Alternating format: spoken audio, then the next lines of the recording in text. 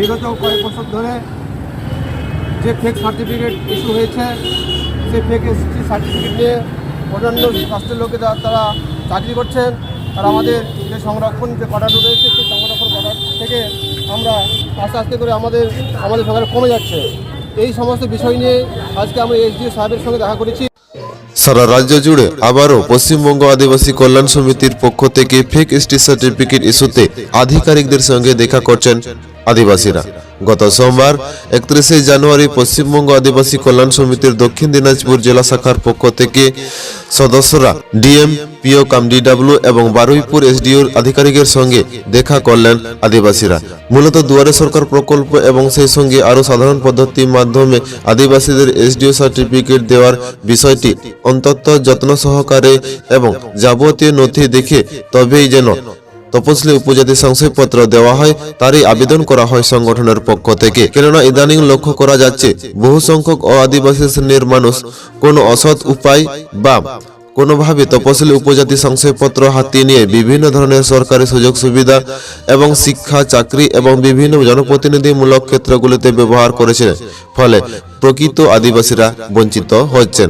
এদিন সংগঠনের পক্ষ থেকে স্মারকলিপিতে বিভিন্ন চাকরি সহ শিক্ষাক্ষেত্রে আদিবাসীদের জন্য সংরক্ষিত তালিকায় যা স্বচ্ছভাবে নিয়োগপত্র এবং নাম প্রকাশ করা হয় এবং 100 পয়েন্ট রোস্টার সহ e filing of renewal return ইত্যাদি বিষয়ে সংগঠনের সঙ্গে আলোচনা করা হয়। স্মারকলিপি প্রদানে এদিন উপস্থিত ছিলেন পশ্চিমবঙ্গ আদিবাসী কল্যাণ সমিতির সেন্ট্রাল কমিটির সদস্য রমেশ কিস্কু, দক্ষিণ দিনাজপুর জেলা শাখার সহসভাপতি টিপটপ মান্ডি, বেলি মান্ডি, সিদন মুর্মু, সুনীল কুজুর, সনাতন হেমব্রম, সুফল কিস্কু, কবিরাজ বাস্কে, শৈলেন টুডু। এছাড়াও উপস্থিত ছিল পশ্চিমবঙ্গ আদিবাসী কল্যাণ সমিতির আরও একাধিক সদস্যরাও। আজকে আপনাদের কি প্রোগ্রাম ছিল এখানে? আজকে আমরা পশ্চিমবঙ্গ আদিবাসী কল্যাণ সমিতি দক্ষিণ দিনাজপুর জেলার পক্ষ থেকে কালেক্টরি বিল্ডিংয়ে এখানে ডিএম, এসডিও এবং পিও সাহেবের কাছে আমরা এসেছিলাম।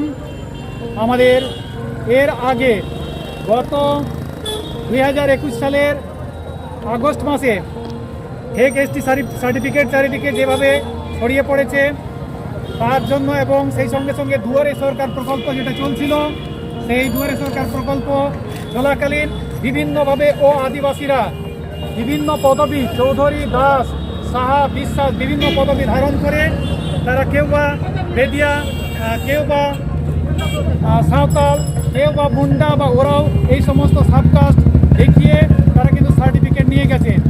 এর আগে মাননীয় ডিএম, এসডিও এবং পিও সাহেবদের তাদের কাছে ডেপুটেশন দেওয়া হয়েছিল। তার পরিপ্রেক্ষিতে কতদূর কাজ করেছেন সেটা জানার জন্য আজকে আমরা এসেছি।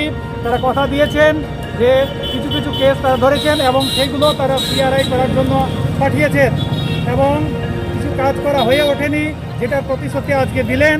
আমরা এখানে আজকে ফেক এসটিদের একটা মানে একদম সঠিক হিসাবটা আজকে নিয়ে এসেছি। মাননীয় ডিএম, এসডিও তাদের কাছে আমরা দিয়েছি, যেখানে এসটি সার্টিফিকেট নাম্বার এবং যে সমস্ত আদিবাসীরা এসটি সার্টিফিকেট বের করেছেন তাদের পূর্ণাঙ্গ তালিকা, ঠিকানা সমেত পূর্ণাঙ্গ তালিকা আমরা দিয়েছি। তারা রিসিভ করেছেন এবং কথা দিয়েছেন আগামী 1 মাস 1.5 মাসের মধ্যে এর জন্য তারা পদক্ষেপ নেবেন। যদি আমরা সেখানে গিয়ে তাদের কাছে প্রকাশ করে এসেছি, যদি এই পদক্ষেপ সময়ের মধ্যে না নেওয়া হয় তাহলে কিন্তু পরবর্তীকালে আমরা একটা বৃহত্তর আন্দোলনের পথে যাব এবং আমাদের যে সমস্ত আদিবাসীরা বঞ্চিত হচ্ছে চাকরি বাকরির ক্ষেত্রে, স্কুলে, কলেজে বা চাকরি বাকরির ক্ষেত্রে বিভিন্ন সরকারি ডিপার্টমেন্টে, সেটার জন্য আমরা কিন্তু আমাদের যে পাওনা গন্ডা অর্থাৎ এই যে ফেক এসটি সার্টিফিকেট তাদের বিরুদ্ধে আমাদের আন্দোলন কন্টিনিউ এবং আরও জোরালো হয়ে চলবে পরবর্তীকালে। আমরা এখানে উপস্থিত রয়েছি দক্ষিণ দিনাজপুর জেলার আদিবাসী কল্যাণ সমিতির বিভিন্ন সদস্যবৃন্দ। আজকে আমরা এখান থেকে প্রতিজ্ঞা করছি, এই আমাদের দাবি দাওয়া যদি সম্পূর্ণ না হয় আমরা পরবর্তীকালে একটা বৃহত্তর আন্দোলনের পথে যাব। West Bengal schedule tribe welfare association পক্ষ থেকে অর্থাৎ পশ্চিমবঙ্গ আদিবাসী কল্যাণ সমিতি থেকে আমরা বালুঘাট, দক্ষিণ দিনাজপুর ডিএম এবং এসডিওর কাছে আজকে আমরা আমাদের কিছু দাবিপত্র অর্থাৎ ফেক এসটি সার্টিফিকেট আমরা তাদের হাতে তুলে দেওয়ার জন্য আমরা এখানে সমবেত হয়েছি। আমরা লক্ষ্য করছি যে গত কয়েক বছর ধরে যেভাবে গোটা রাজ্য জুড়ে অর্থাৎ ফেক সার্টিফিকেট বেড়ে গিয়েছে, এসডি অফিস থেকে সেটা বিভিন্ন রকম চক্রান্তে বা ষড়যন্ত্র করে বা সেগুলোকে সঠিক তদন্ত করে না করেই খুব তাড়াহুড়া করেই সেগুলোকে ফেকগুলো বেড়ে যাচ্ছে। আজকে আমরা দীর্ঘদিন ধরে যে অক্লান্ত পরিশ্রম করে যে সার্চিংয়ের কাজ করছিলাম, সেখানে সার্চিং করে দেখছি বেশিরভাগ ক্ষেত্রেই আদিবাসীরা বা নন ট্রাইবাল, যেমন বিশেষ করে চৌধুরী, দাস, সরকার, বর্মন, মাহাতো, কর্মকার, এরা যে কোনো প্রকারেই হোক না কেন এরা এসটি সার্টিফিকেট বের করেছে। সেই সার্টিফিকেটগুলো প্রমাণসহ আজকে আমরা সংশ্লিষ্ট দপ্তরের যিনি এখান থেকে সার্টিফিকেট ইস্যু করছেন এসডিও স্যার মহাশয় এবং ডিএমের সঙ্গে আমরা সাক্ষাৎ করে সেই দাবিগুলোকে, সেই পেকে সার্টিফিকেটগুলো যাতে অতি তাড়াতাড়ি ক্যান্সেল করা হয় বা বাতিল করা হয় বা সেগুলো কী ব্যবস্থা নেওয়া হচ্ছে তার জন্য আমরা আজকে এখানে সমাবেত হয়েছি। আমরা বিভিন্ন দক্ষিণ দিনাজপুর জুড়ে বা রাজ্য জুড়ে বিভিন্ন ব্লকে এইসব ব্যাপারে আমাদের সংগঠন জোরালোভাবে আমরা প্রচার করছি এবং কাজ করছি। যদি আমাদের কথা যদি এই আধিকারিকরা যদি না শোনেন, তাহলে পশ্চিমবঙ্গের আদিবাসী যে 40টি উপজাতি রয়েছে, শ্রেণী গোষ্ঠী রয়েছে, সব শ্রেণীর প্রতিনিধিরা একত্র হয়ে আগামী দিনে বৃহত্তর আন্দোলনে আমরা সামিল হতে বাধ্য হব এবং আমরা যে স্যারকে যে কথা দিয়েছি সেই কথা যদি তারা যদি অমান্য করে, তাহলে আমরা আগামী দিনে গোটা রাজ্য জুড়েই আমরা এই বিক্ষোভ আন্দোলন আমরা জারি থাকছে। বিশেষ করে আমরা গত 2021 সালের সেপ্টেম্বর অক্টোবর মাসে একবার এসেছিলাম মেমোরেন্ডাম জমা দেওয়ার জন্য।